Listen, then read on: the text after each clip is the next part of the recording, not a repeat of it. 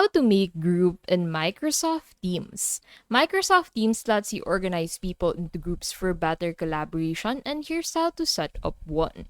So, for ongoing projects, you can create a team.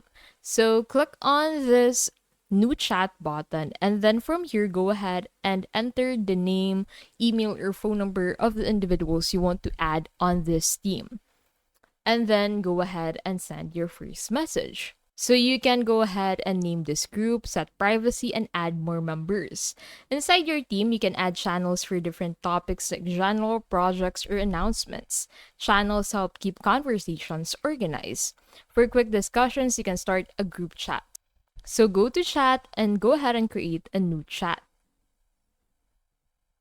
and then enter multiple names or emails, type your message, and you've got an instant group conversation. In Teams, you can manage members by assigning roles, owners, or members. In group chats, rename that chat for clarity and add or remove participants as needed. And that is how to make group in Microsoft Teams.